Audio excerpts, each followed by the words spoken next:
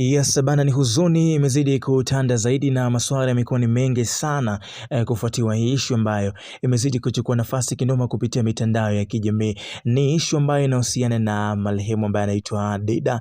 Alikuwa ni mtangazaji wa Wasafi FM ambaye aliweza kufariki dunia kwa mwaka jana 2024, na jambo hili lilikuwa ni gumzo sana kwenye mitandao ya kijamii, na wote ambao walikuwa bana chini ambao walikuwa wamempenda sana ambaye alikuwa Dida. So bana, lakini mtu mzima Diamond ambaye ni msanii wa muziki kutoka nyumbani Tanzania aliweza kutoa ahadi yake kuelekea juu ya hilo jambo ambalo liliweza kutokea hapo mwaka jana, akiweza kusema kwamba ataweza kumsomesha mtoto huyo ambaye wa marehemu Dida kuanzia elimu yake pale alipo mpaka atakapoweza kumaliza bana elimu yake ya kusoma.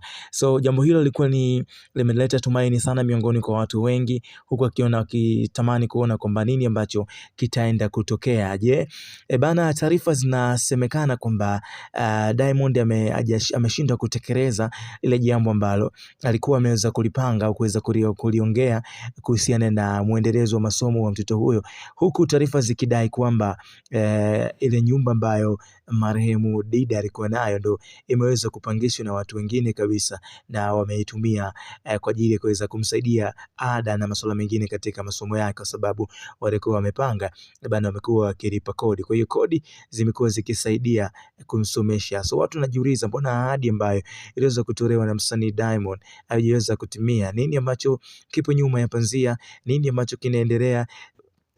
Kwa upande wao Wasafi wenyewe wanasemaje kuhusiana na muendelezo wa hili jambo? Ikumbukwe alikuwa ni mtangazaji pale na moja ya nguzo ambayo ilikuwa inategemewa sana, lakini sivyo heri tayari alishatangulia. So bana, mimi naitwa Chris JR msanuaji. Hizi ni updates tu ambazo zimekuwa zikiendelea kwenye mitandao ya kijamii kuhusiana na hii issue ambayo imezidi kuhappen. Mimi naitwa The One and Only.